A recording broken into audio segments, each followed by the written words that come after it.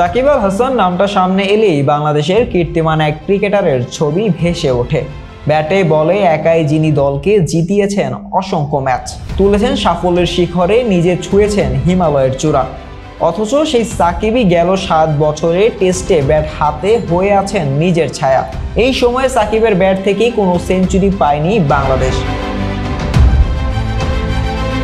টেস্টে সাকিবের অভিষেক 2007 সালে ভারতের বিপক্ষে চট্টগ্রামের সাদা পোশাক গায়ে জড়ানো সাকিবে এই ফরম্যাটে এখন পর্যন্ত খেলেছেন 70 টেস্ট। তাতে 128 ইনিংসে 38.33 গড়ে রান করেছেন 4600, উইকেট আছে 242টি, সেঞ্চুরি আছে 5টি, ডাবল সেঞ্চুরি আছে 1টি।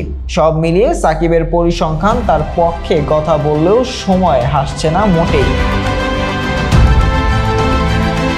সব শেষ 7 বছর আগে 2017 সালের 15 মার্চ শ্রীলঙ্কার বিপক্ষে কলম্বোতে সেঞ্চুরি পেয়েছিলেন সাকিব। খেলেছিলেন 116 রানের ইনিংস। এরপর আরও 37 ইনিংসে ব্যাট হাতে মাঠে নামলেও 3 অঙ্কের ম্যাজিক ফিগার ছুঁতে পারেনি দেশের সেরা ক্রিকেটার।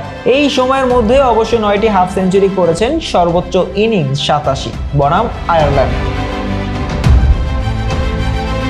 পরিসংখ্যানের দিকে তাকালে দেখা যায় অভিষেকের পর থেকে 2017 সাল পর্যন্ত 96 ইনিংসে 40.4 গড়ে 2250 ও 5 সেঞ্চুরিতে 3594 রান করেছেন সাকিব। 2018 থেকে এখন পর্যন্ত 32 ইনিংসে 32.5 গড়ে সাকিবের রান 1006, 59টি।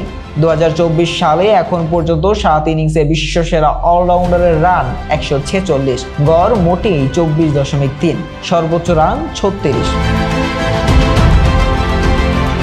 টি-20 বিশ্বকাপে গিয়েছিল চোখের সমস্যা নিয়ে, সেই সমস্যা এখনো বেশ ভালোভাবেই ভোগাচ্ছে। ব্যাট করতে গিয়ে প্রতিনিয়ত সমস্যায় পড়ছেন সাকিব। সেই সঙ্গে ভারত সিরিজে যুক্ত হয়েছে আঙুলের ইনজুরি নিয়ে খেলার গুঞ্জন। বয়সের ঘর পেরিয়েছে 37, সাকিবের সময় কি তবে ফুরিয়ে এসেছে?